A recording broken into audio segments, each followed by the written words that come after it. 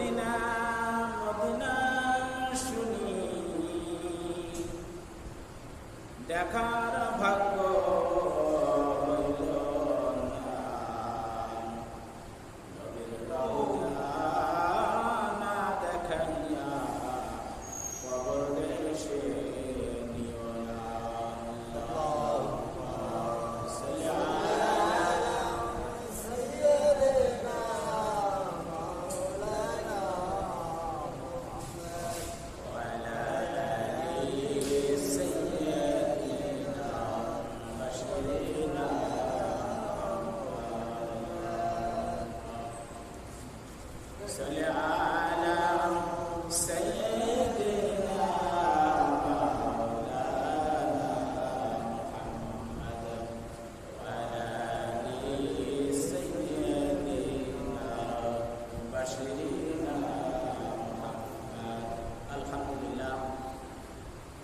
সকল প্রশংসা এবং কৃতজ্ঞতা জানাই সেই মহান রবের প্রতি, যে মহান রব্বুল আলামিন আপনাকে এবং আমাকে জুমার দিনে আগে ভাগে মসজিদে আসার তৌফিক দিয়েছেন। এজন্য আমরা শুকরিয়া আদায় করি, বলি আলহামদুলিল্লাহ। আলহামদুলিল্লাহ। আরো প্রশংসা জানাই সে মহান আল্লাহ রব্বুল আলামিনের প্রতি, যে মহান আল্লাহ রব্বুল আলামিন আপনাকে এবং আমাকে আরও একটি সপ্তাহ হায়াত বাড়িয়ে দিয়ে বেশি বেশি করে নেক কাজ করার তৌফিক দিয়েছেন। এজন্য আমরা বলি আলহামদুলিল্লাহ। আলহামদুলিল্লাহ। লাখো কোটি দুরূদ ও সালাম সেই নবীর প্রতি, যে নবীকে সৃষ্টি না করলে আল্লাহ রাব্বুল আলামিন এই পৃথিবীর কোনো কিছুই সৃষ্টি করতো না। তারই সাথে আমরা একবার দুরূদ পড়ি সাল্লাল্লাহু আলাইহি ওয়াসাল্লাম। সম্মানিত উপস্থিতি, আমরা প্রত্যেক জুমায় এক একটা বিষয়ের উপরে আমরা আলোচনা করি। গত জুমায় আমরা কুরবানির যে শিক্ষা, সেই শিক্ষা নিয়ে আমরা আলোচনা করেছিলাম। এ জুমায় আল্লাহ রাব্বুল আলামিন যদি আমাকে তৌফিক দেয়, তাহলে এ জুমায় আমাদের আলোচনার বিষয়বস্তু হচ্ছে দান সাদকা। আপনি আমি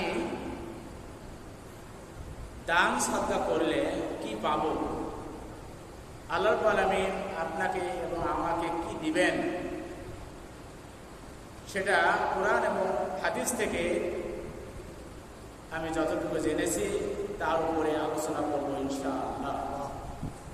সম্মানিত হাজিরিন, আমি সূরা বাকারা 261 নম্বর আয়াত আপনাদের সামনে পাঠ করেছি।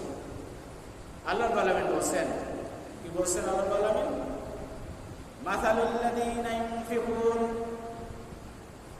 আমওয়ালাহুম ফি সাবিলিল্লাহ,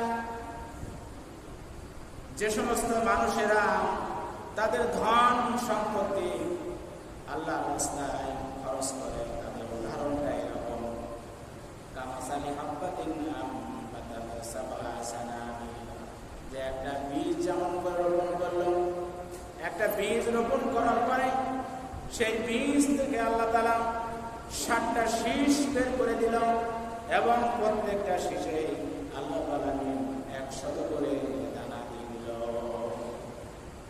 কাদের উদাহরণ দিচ্ছে আল্লাহ তাআলা? দানশীল, দানকারী, সাদকাকারী। যে আপনি আমি যদি 1টা টাকা দান করি, তাহলে সেই 1টা টাকা আল্লাহ রাব্বুল আলামিন সেটাকে 7 গুণ থেকে বাড়িয়ে দিয়ে 700 গুণ পর্যন্ত করে দেন। সেই বিষয়ে আল্লাহ রাব্বুল আলামিন এখানে বলছেন, আল্লাহু ইউদাইফু লিমান ইয়াশা, আল্লাহ রাব্বুল আলামিন যাকে ইচ্ছা এভাবে বাড়িয়ে দেন দানশীলদের জন্য। আল্লাহু ওয়াসিউন আলিম, আর আল্লাহ রাব্বুল আলামিন সর্বজ্ঞানী। তো এই কোরআনের আয়াতটি যখন আল্লাহ রাসূল তেলাওয়াত করলেন, মুসলিম শরীফে 1504 নম্বর হাদিসে এসেছে, একটি লোক তখন একটা উটকে সুসজ্জিত করে লাগাম ধরে আল্লাহ রাসূলের কাছে দিয়ে বললেন, ইয়া রাসূলুল্লাহ, আমি এই উটটি আমি আল্লাহ রাস্তায় দান করে দিলাম।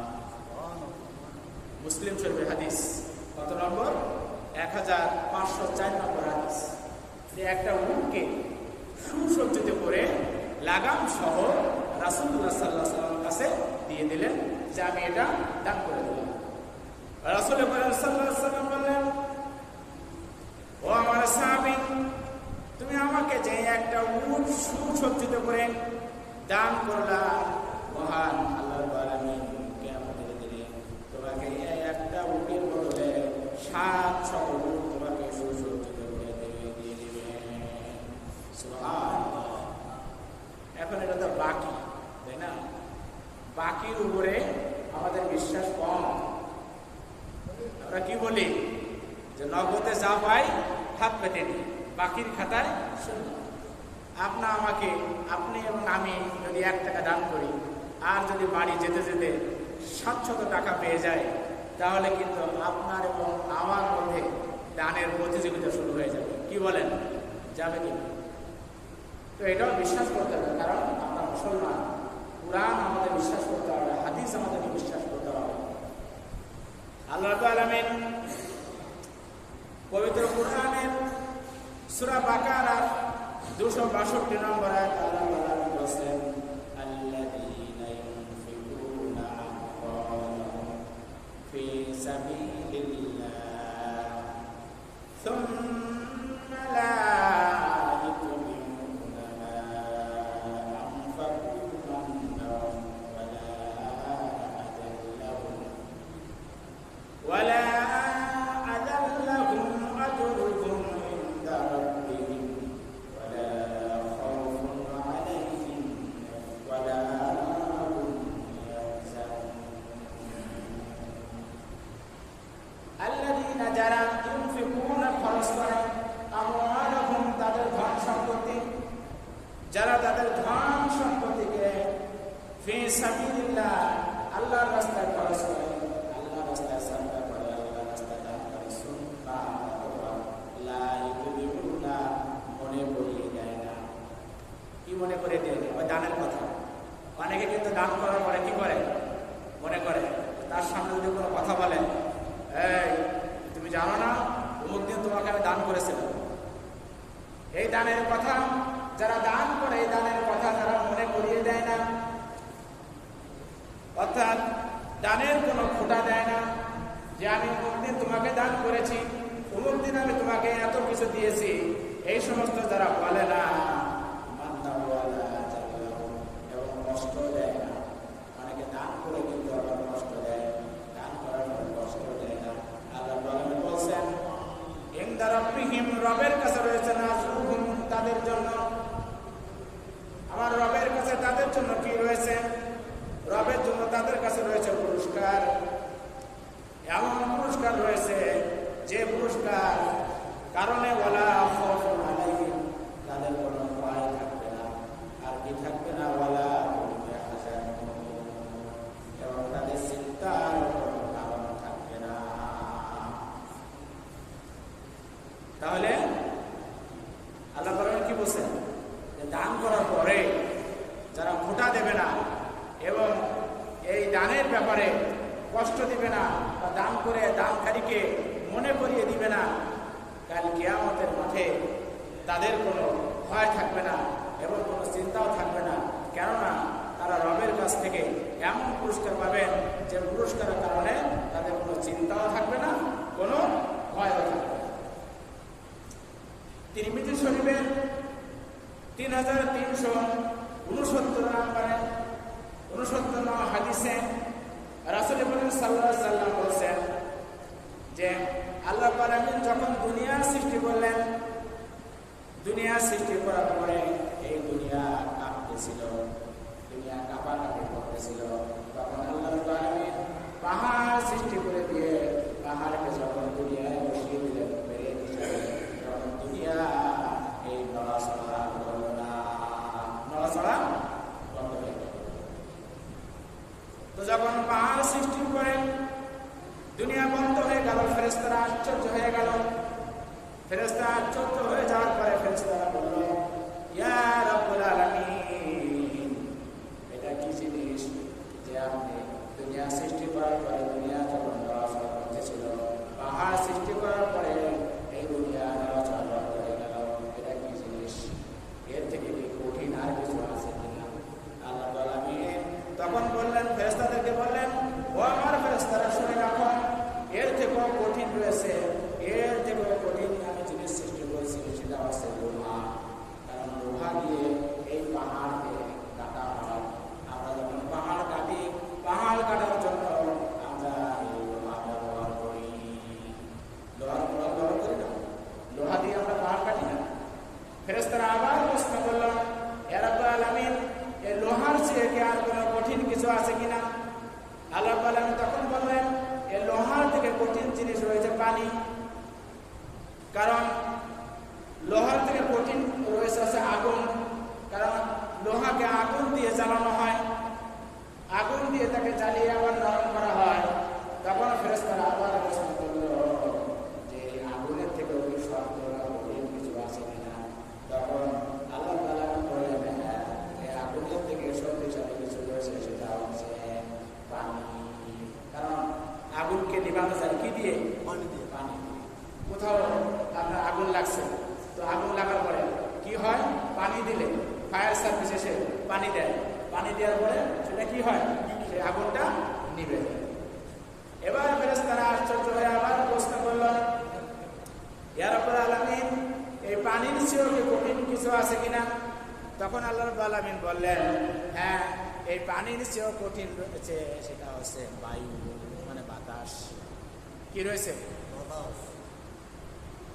বাতাস।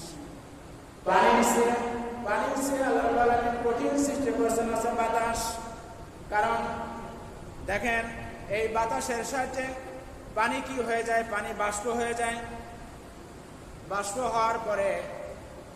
হওয়ার পরে এই পানিকে এক জায়গা থেকে আরেক জায়গায় উড়িয়ে নিয়ে যাওয়া হয়। এই পানির কি শক্তি রয়েছে?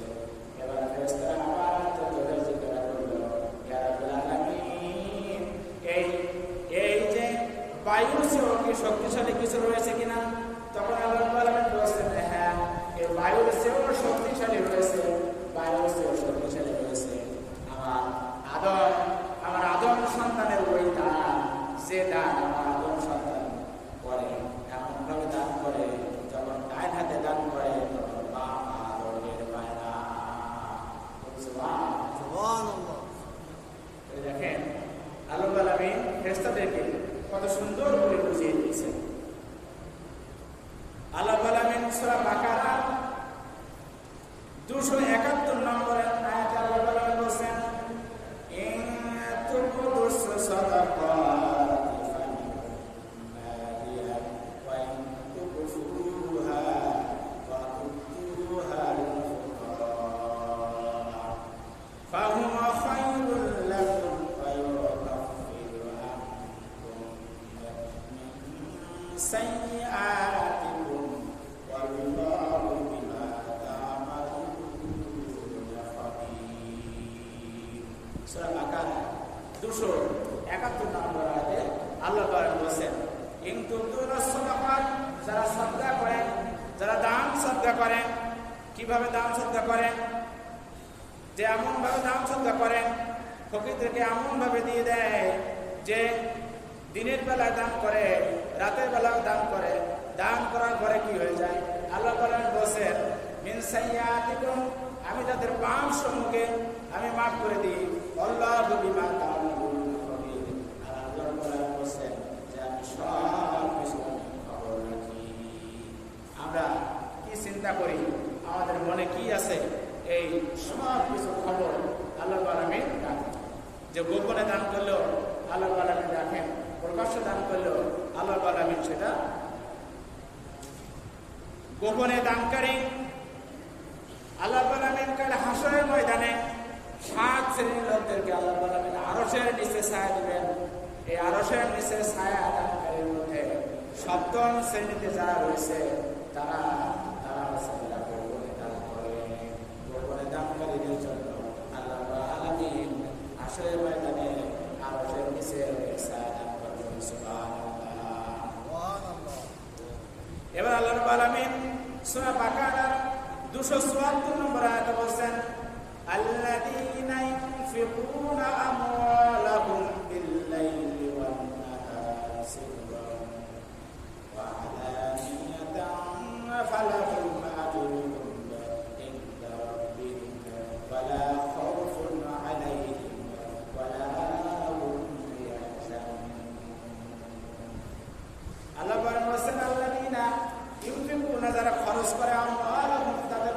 সম্পত্তি, যারা তাদের ধন সম্পত্তিকে খরচ করে বিল্লাইলে রাতের বেলায়, ওয়ান নাহার এবং দিনের বেলায়, অর্থাৎ যারা রাতের বেলায়ও দান করে দিনের বেলায়ও দান করে, সিররা ওয়া আলানিয়াতান গোপনেও দান করে প্রকাশ্যও দান করে, ফালাহুম আজরুহুম তাদের জন্য রয়েছে ইনদা রাব্বিহিম তাদের রবের কাছে রয়েছে কি রয়েছে এমন মর্যাদা রয়েছে, এমন পুরস্কার রয়েছে, ওয়ালা খাউফুন আলাইহিম এজন্য তাদের কোনো ভয় নাই, ওয়ালা হুম ইয়াহজানুন এবং তাদের কোনো চিন্তা নাই। তার মানে আপনি গোপনেও দান করতে পারবেন, প্রকাশ্যও দান করতে পারবেন, আপনি রাতের বেলাও দান করতে পারবেন, আপনি দিনের বেলাও দান করতে পারবেন। অর্থাৎ আপনি মানুষকে দেখায় দেখায়ও দান করতে পারবেন, কিন্তু আপনার নিয়ম ঠিক রাখতে হবে যে আপনি আসলে কাদের সন্তুষ্টির জন্য দান করছেন। কেননা আপনি যদি লোকদেরকে দেখায় দেখায় প্রকাশ্যে দান করেন, তাহলে আপনার দান দেখে আরেকজন উৎসাহী হয়ে যাবে, সেও আল্লাহ রাস্তায় খরচ করবে, সেও আল্লাহ রাস্তার দান সরকার। এখানে বুখারী শরীফের 1021 নম্বর হাদিসে হযরত আবু হুরায়রা রাদিয়াল্লাহু তাআলা আনহু হতে বর্ণিত, একজন সাহাবী সে রাতের বেলায় দান করতে বের হয়েছে। তো রাতের বেলায় সে দান করার জন্য যখন বাইরে বের হয়েছে, সে কারোই খুঁজে পায় না। এমন সময় তার সামনে একটা নারী পড়ল। সেই নারী হচ্ছে ব্যভিচারিণী নারী। সে টাকার বিনিময়ে ব্যভিচার করে, জিনা ব্যভিচার করে। এই ব্যক্তি আর কোনো লোক না পেয়ে ওই ব্যবসায়ীদের হাতে সে দান করে চলে আসলো। দান করে চলে আসার পরে সকালবেলায় লোকেরা বলা বলি করতে লাগলো যে সে ব্যবসায়ীকে, সে জিনাকারীকে দান করেছে। সেই ব্যক্তি আবারও পরের রাত্রে বের হলো। পরের রাত্রে বের হওয়ার পরে অমনি ভাবে আবারও সে খুঁজতে থাকলো যে কাকে দান করা যায়। তো দ্বিতীয় রাত্রে সে কাউকে না পেয়ে সে একটা চোরের হাতে সে দান করে আসলো। এবারও যখন রাত্রে সে চলে আসলো, পরের দিন আবার মানুষে আলোচনা করতে লাগলো যে ওই লোকটা প্রথম দিন ব্যবসায়ীকে দান করেছে, পরের দিন সে চোরের হাতে দান করেছে। এবারও ওই রাত্রে সে চলে আসলো। চলে আসার পরে তৃতীয় রাত্রে আবার সে দান করার জন্য বের হলো। তৃতীয় রাত্রে যখন সে দান করতে বের হলো, সে একটা বড় লোক, একটা ধনী লোক, যে দান পাওয়ার কোনো যোগ্য না, এমন একটা ব্যক্তির কাছে সে আর লোকজন না পেয়ে ওই ধনী লোকের কাছে দান করে চলে আসলো। দান করে চলে আসার পরে পরের দিন সকালে লোকজন আবার করতে লাগলো যে এই লোকটি প্রথম দিন দান করলো একটা ব্যভিচারিণীকে, দ্বিতীয় দান করলো একটা চোরকে, এবং তৃতীয় দিন দান করলো একটা ধনী ব্যক্তিকে। এবার সে কি করলো, বলে আমার তো দান করার মতো আর কিছু নাই। এই ভেবে সে চতুর্থ রাত্রে যখন ঘুমিয়ে পড়ল, ঘুমিয়ে পড়ে তাকে স্বপ্ন দেখানো হচ্ছে, ও আমার দানশীল ব্যক্তি, শুনে রাখো, তুমি প্রথম দিন যে দান করেছো, এই দান করার পরে আমি তো আল্লাহ বান্দার মনের খবর রাখি। ওই জিনাকারিনী ওই রাত্রে আর কোনো জিনা না করে সে বাড়ি চলে গেল। বাড়ি চলে যাওয়ার পরে চিন্তা করলো যে পয়সার জন্য, যে টাকার জন্য আমি খারাপ কাজ করি, আজ থেকে আমি আর এই খারাপ কাজ করবো না। এবারে চোর মনে মনে বলল, তাকে স্বপ্নে জানানো হচ্ছে, চোর বলছে যে আমি তো চুরি করি, চুরির বিনিময়ে আমি অর্থ সম্পদ পাই। যখন আমি আজকে এই অর্থ সম্পদ পেয়ে গেলাম, আমি অর্থ সম্পদ দিয়ে আমি ব্যবসা শুরু করে দিব, আজ থেকে আমি আর চুরি করবো না।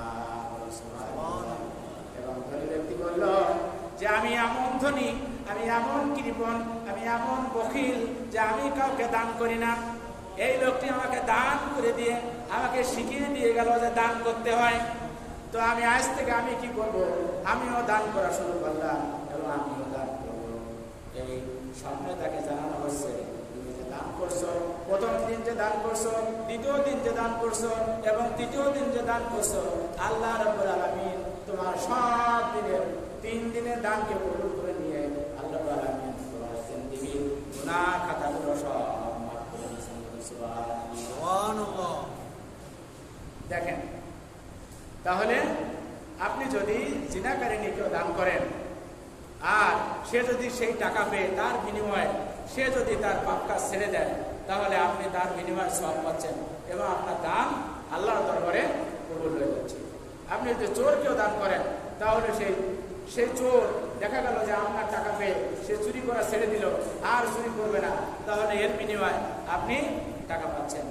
এবং ধনী লোককে দান করছেন, সে ধনীও এই আপনার দানে শিক্ষা পেয়ে গেল যে আমাকেও তো দান করতে হয়, আমি তো দান করি না, আমি তো কৃপণ, তাহলে এর বিনিময়ে সেও শিক্ষা পেয়ে গেল। শিক্ষা পাওয়ার পরে আল্লাহ আলামিন এই সাহাবীর 3 দিনের দানকে কবুল করে নিয়ে তাকে স্বপ্নের মাধ্যমে ঘোষণা করে দিল যে তোমার জিন্দেগীর সমস্ত গুনাহ খাতাগুলো আল্লাহ আলামিন মাফ করে দিয়েছেন। আল্লাহ আলামিন সূরা আনফালের 60 নম্বর আয়াত আল্লাহ বলেন, ওয়া মা তুনফিকু মিন শাইইন ফি সাবিলিল্লাহ ইউওয়াফা ইলাইকুম ওয়া আনতুম লা তুযলামুন। তোমরা যারা আল্লাহর রাস্তায় দান করো, আল্লাহর রাস্তায় দান করার পরে আল্লাহ রাব্বুল আলামিন তোমাদের দানকে কবুল করে নেয়, আর এই দানকে কবুল করার কারণে তোমাদের উপরে আল্লাহ রাব্বুল আলামিন জুলুম করেন না। আমরা যখন দান করি, এই দান আল্লাহর কাছে কবুল হয়ে যায়, আর বিনিময়ে আল্লাহ রাব্বুল আলামিন আমাদেরকে জুলুম করে না, বরং কি করে আমাদেরকে ভেস্তে আমাদের জন্য ঘর তৈরি হয়ে যায়, আমরা আপনি আমি ভেস্ট পাবো, সেই ঘোষণা এখানে পাওয়া যাচ্ছে। কিভাবে দেখেন, আল্লাহ রসুলের জামানায় একবার পানির খুব অভাব দেখা দিল। তো পানির অভাব দেখা দেওয়ার পরে ওই জামানায় একটা ইহুদি বুড়ির একটা কূপ ছিল, কিন্তু এই ইহুদি বুড়ি সে তার কূপ থেকে কাউকে পানি দিত না। আল্লাহ রসুল তার কাছে খবর পাঠালো, খবর পাঠিয়ে বলল যে বুড়িমা তোমার এই কূপকে দান করে দাও। বুড়ি বলছে না, আমি দান করতে পারবো না। তখন বুড়িকে বলা হলো, তাহলে তুমি এই কূপটি তুমি আমাদের কাছে বিক্রয় করে দাও, মুসলমানদের কাছে বিক্রয় করে দাও। বুড়ি তাও বিক্রয় করলো না। তো উসমান রাদিয়াল্লাহু তাআলা আনহু, এই উসমান রাদিয়াল্লাহু তাআলা আনহু যখন এই ঘটনা শুনলেন, শোনার পরে উসমান রাদিয়াল্লাহু তাআলা আনহু এই বুড়ির কাছে চলে গেলেন। বুড়ির কাছে যে বললেন, বুড়িমা তোমার কূপের পানি খুব ভালো, তোমার কূপের পানি খুব মিষ্টি, তোমার এই কূপটা যদি বিক্রি করা হয় তাহলে এর বিনিময়ে তুমি অনেক টাকা পয়সা পাবা। দেখেন কিভাবে কৌশল অবলম্বন করছে। বুড়ির কাছে যে আগে কূপের প্রশংসা করছে, তো কূপের প্রশংসা করার পরে বলল, ও বুড়িমা তুমি যদি এই টাকার বিনিময়ে বিক্রি করো, মানে কূপের যে দাম তার 3 গুণ দাম 4 গুণ দাম বেশি বললো হযরত ওসমান রাদিয়াল্লাহু তাআলা আনহু। বলার পরে বুড়ি কি করলো, ওসমান রাদিয়াল্লাহু তাআলা আনহুর কাছে ওই কূপটি বিক্রয় করে দিল। সুবহানাল্লাহ। তখন আল্লাহ রাসূল ঘোষণা করে দিল যে ওসমান তোমার এই কূপের মাধ্যমে আল্লাহ রাব্বুল আলামিন তোমাকে ভেস্তে সুসংবাদ দিয়েছে। সুবহানাল্লাহ। ক্বালা রাসূলুল্লাহ সাল্লাল্লাহু আলাইহি ওয়াসাল্লাম, নবী করিম সাল্লাল্লাহু আলাইহি ওয়াসাল্লাম বলেছেন, মান তাসাদ্দাকা বিসাদাকাতিন মিন কাসাবিন তাইয়িবান, যে ব্যক্তি তার পবিত্র উপার্জন থেকে যে ব্যক্তি দান সদকা করেন, কানা ইন্নামা ইয়াদাউহা ফি কুফির রহমানি বিরাব্বিহা কামা ইউরাব্বি আহাদুকুম ফালুহু আও ফাসিলাতিন হাত্তা তাকুনা মিসলা জাবাল।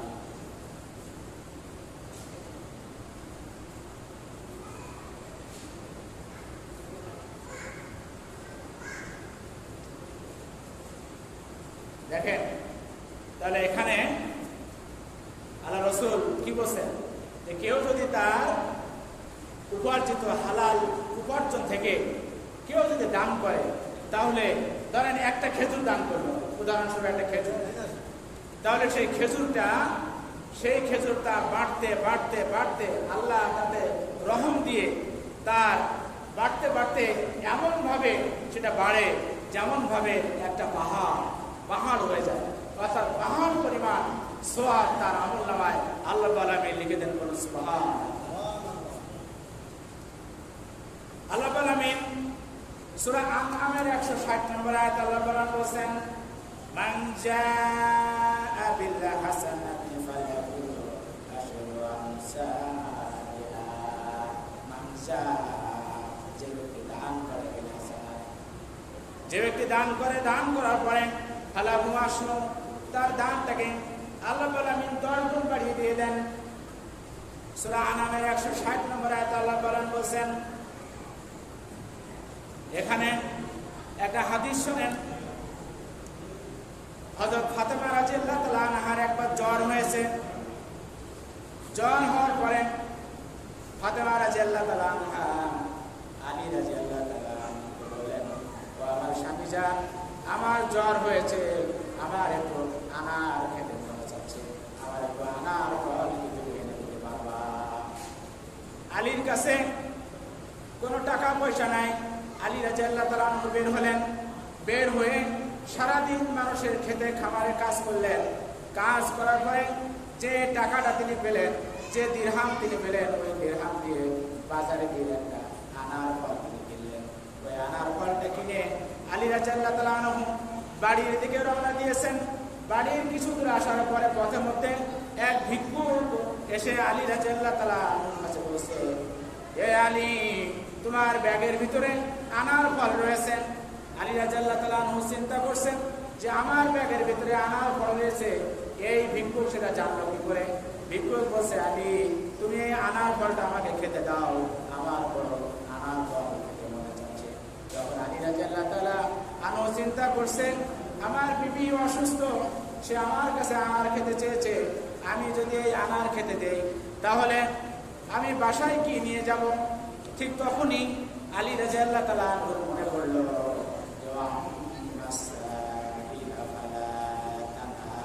কুরআন বলছে, ও আলী, তোমার কাছে কোনো সাহেল যখন এসে কিছু চাচ্ছে, তুমি তাকে ফিরাইয়ে দিও না, তুমি তাকে দিয়ে দাও। তখন আলী রাদিয়াল্লাহু তাআলা আনহু চিন্তা করলো, আমি আনারটাকে অর্ধেক করি, অর্ধেক করে আমি আমার অর্ধেক আমার বাড়িতে নিয়ে যাই, আর অর্ধেক আমি লোকটিকে দিয়ে দিই।